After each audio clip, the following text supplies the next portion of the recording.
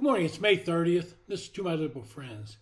For years, Democrats have been able to stick together when they needed to in critical moments. Republicans have failed in that effort and have allowed the differences within their caucus to splinter them. The Freedom Caucus has caused the fall of a couple of Republican leaders, and I got to the point where I referred to them as the Freedom from Governing Caucus. Over and over, Nancy Pelosi was able to hold the line with her votes even when the numbers were close. The Progressive Caucus would shout and make threats, but when push came to shove, Pelosi was able to corral them and get their votes. Hakeem Jeffries, the current Democratic leader, showed his strength by forcing party-line votes and keeping the caucus unified. The debt limit issue forced the Republicans to take a look at themselves and not engage in friendly fire. The battle for the Speaker's gavel was lengthy and brutal, and Kevin McCarthy had to make concessions to get all of the Republicans on board.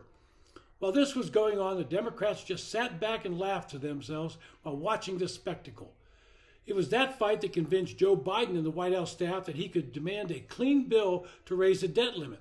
It was their belief that McCarthy would be unable to round up enough votes to pass anything.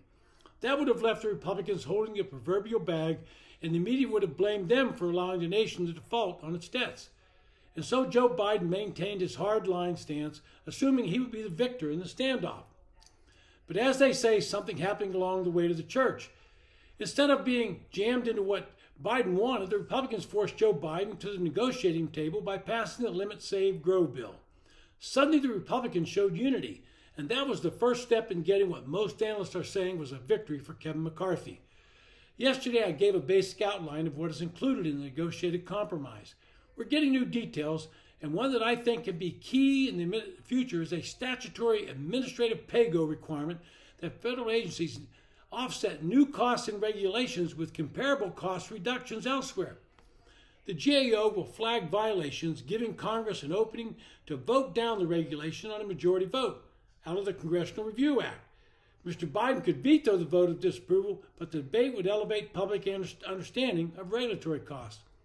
Another major victory for the Republicans is the change being made in the National Environmental Policy Act.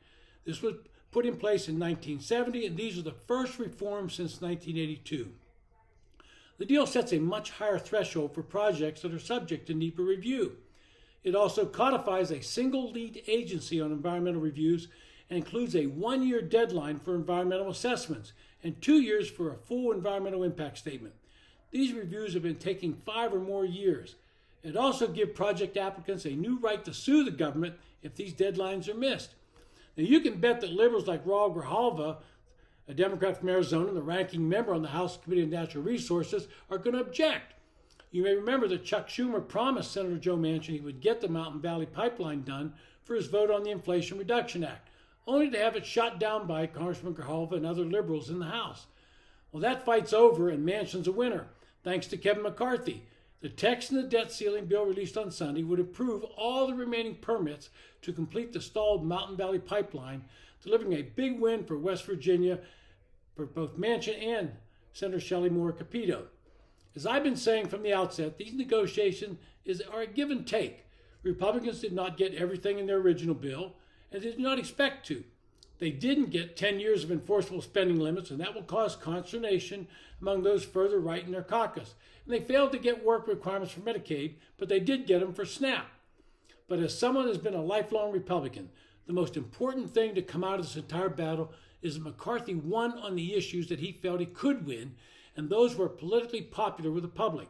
Now, if we can get the votes, with the assistance of the Democratic leader, he will disprove the Democratic narrative that Republicans cannot govern. The Freedom Caucus should take note of this and accept that they could not get everything and try to avoid snatching defeat from the jaws of victory. This has been To My Liberal Friends. Thanks for listening. If you have a comment, go ahead and write it down and recommend to your friends. Thank you.